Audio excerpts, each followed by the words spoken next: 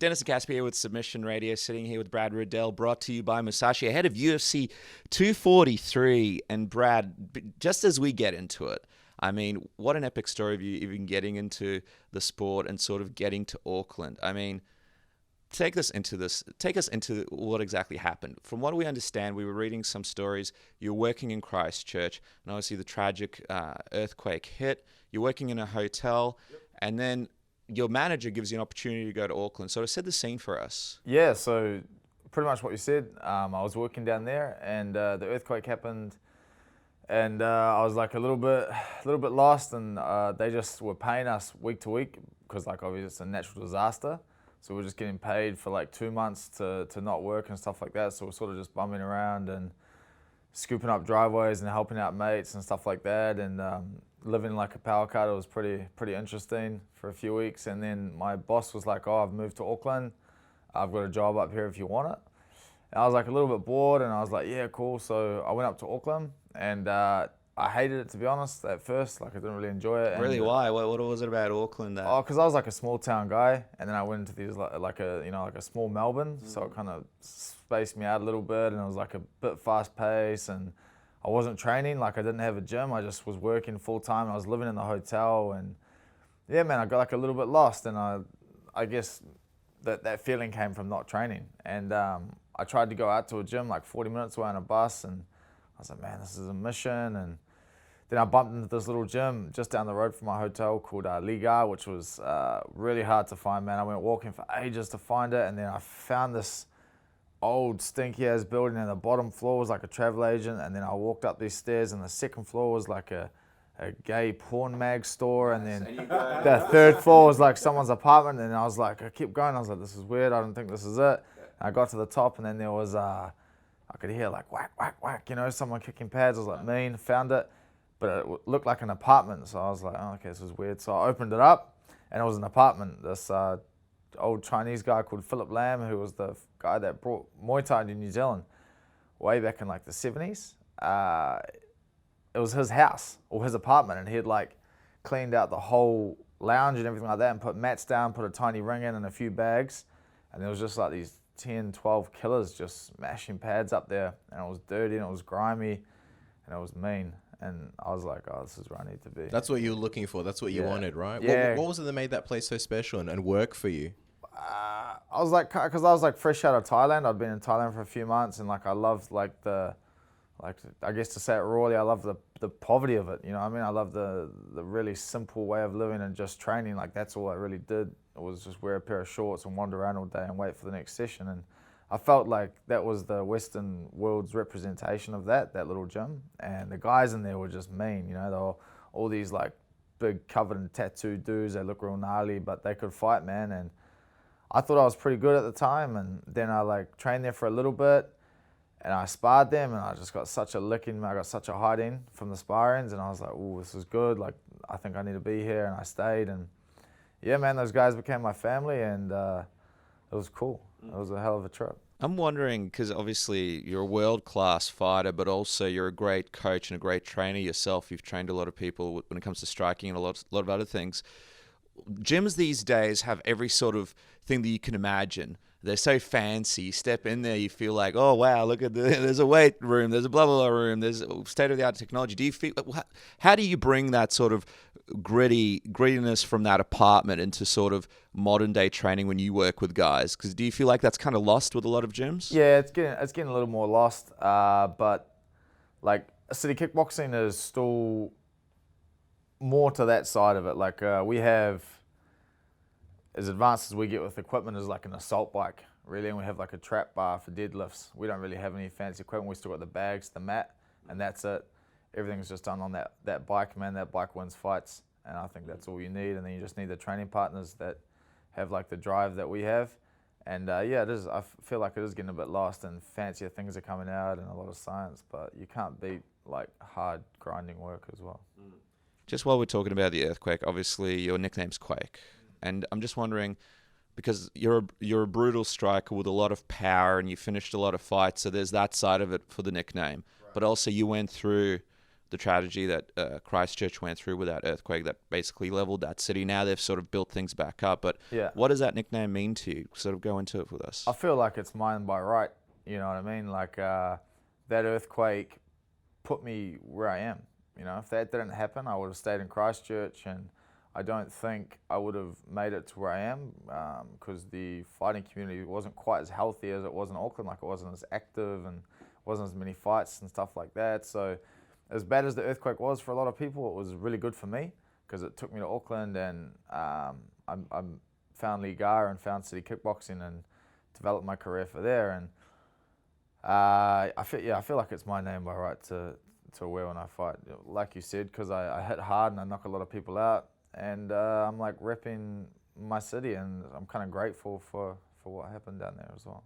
Just sort of on the topic of like yours by right, what do you think about the timing of, you coming to the UFC? Because like whenever we speak to Israel, he's always dropping your name, Brad Riddell, and he's talking about how like he needs to be in the UFC, like it's kind of, overdue. And then finally you're making your UFC debut on such a milestone event, a card, guys like Dan Hooker on the card, Israel obviously main eventing. What does it mean to you to sort of, make your debut on such a big event? Oh, it's amazing, like I know Israel's been name dropping me for a while, and he thinks I should have been in there earlier, but I think we've timed it perfectly.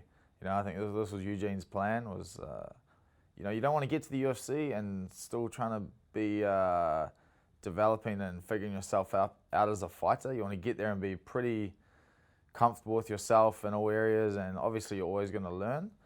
And but I feel like I've come at the perfect time. Like everything's set in stone, and like my skills are pretty high for this platform. And yeah, man, this is the best card I could ever debut on, This massive crowd, it's like a once-in-a-lifetime fight. Israel's the main event, Dan's a co-main event. It makes our gym look pretty damn good, so that's cool. Just wondering quickly, while we're talking about Eugene, we've spoken to Israel and what Eugene has done for him and what he means to Israel, and Dan's already told us about it as well. I'm wondering from your perspective, I mean, you came to Eugene, a very high-level striker already, but what does that relationship mean to you, and what did he do to your game to prepare you for this moment? Well, he like opened my eyes to like a new dimension of like striking and martial arts. Really, like I was quite set in my ways before I met Eugene. If you see my fights, I was quite Dutch style. Like I'd walk people down and just break them. Through like speed, power, and fitness. And I bumped into him. At the start of my career, I used to go and train a little bit at his gym doing conditioning, but I never really trained with him until I fought John Wayne Parr that second time. And there's a big difference between my fights before that and my fight with him. The way like my guard changed and my movement and my fakes and stuff like that, and it was all him. And he made me he gave me the ability to fight like at an elite level. You know what I mean? Because I don't think I would have quite got there the way I was fighting. So he's really broadened my knowledge and my skill base, and he made me a good coach because before I met him, I had just started coaching, and I was trying to teach myself how to coach. And he came over to Thailand for a little bit with Izzy and held pads for me, and I watched him hold pads for Israel and teach Israel. I just started stealing off him, and I moved home. Well, I just would bounce home for a month or so and just soak up as much information as I could, Like I remember one time I went up from Christchurch to Auckland to watch the boys fight on a Friday night. And I was like, man, I want to come. Can I come in on Saturday morning and get like a lesson from you for like material to teach back in Bukit? He's like, yeah, cool, 8 a.m.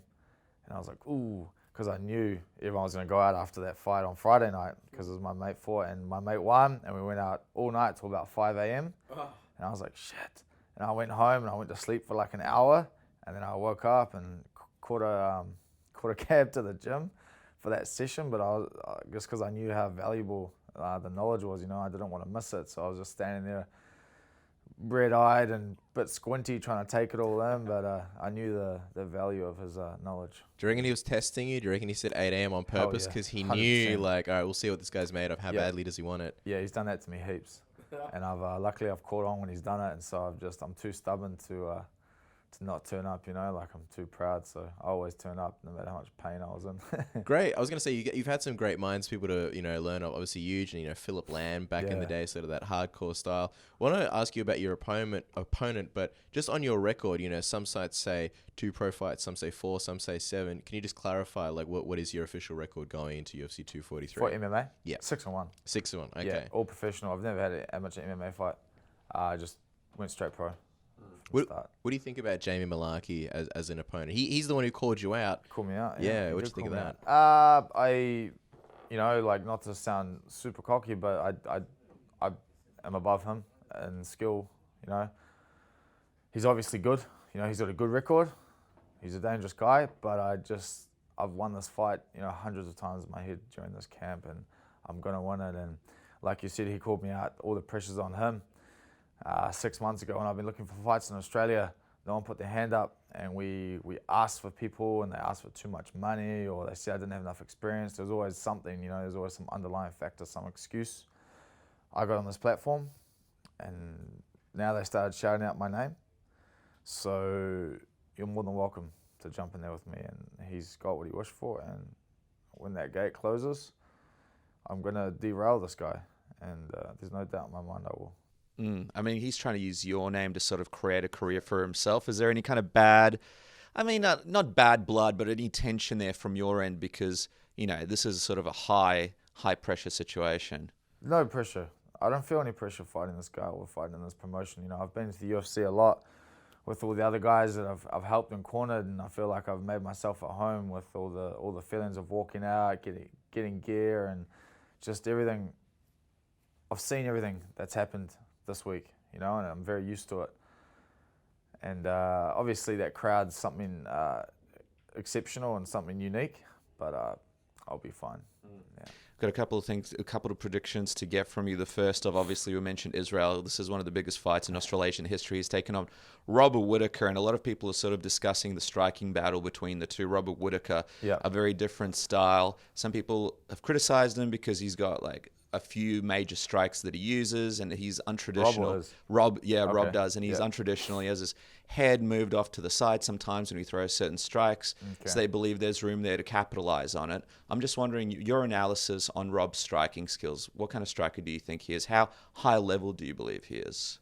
Well, he's difficult, like I obviously can't see what's going on in his mind. Like I don't know if he's planning what he does or if he's just like an instinctual fighter. But obviously he's good, he's a champ for a reason.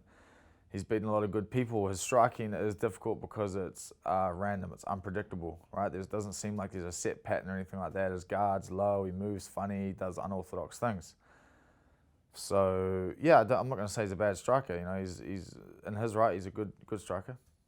Yeah. How do you think that compares to someone, obviously, of Israel's caliber of striking? When they get in there, how do you see that playing out? Well, Israel's striking is something different, that guy's had 101 professional fights. It's unreal. And everything he does is planned, and like I feel like when that guy fights, sometimes he slows things down, like even in the corner. I've cornered him a few times, and like I'll see something, I thought I saw something and I missed it, right? Like the person reacted and I would have missed it if I wasn't there, but he sees it and I'm like, damn, how the hell did he see that? So I feel like he can slow it down and just see it in a different pace to like a normal person does. And fighting's it's his gig, like he was put on this planet to fight and to entertain, and he's just the whole package, man. And striking wise, he's a level above Rob. Probably a few.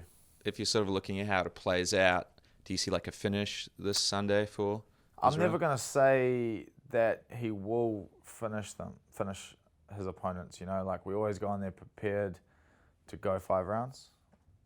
And obviously Israel's going to try to take him out earlier. But yeah, I'm not going to say I don't want to jinx anything with my man. Yeah, so, but he will win, hands down. No jinxes then. As we let you go, you said you're going to derail Jamie Malarkey. How do you see that happening? How do you see yourself derailing him? Same thing, man. Like, if I knock him out, I knock him out. If I make him look like an amateur, fine. Like, I don't care, but I'm going to go in there and perform. I'm going to make it look like he shouldn't be in there with me. I'll tell you what, Huge had you come in at 9 a.m. that time to learn some coaching skills. Now in the morning, you'd fight at Marvel Stadium in front of a capacity crowd. Another early morning appointment that's going to be pretty important on Sunday. We can't wait to see what happens. Brad, thanks so much for joining us and best of luck. Thanks, guys. Appreciate it.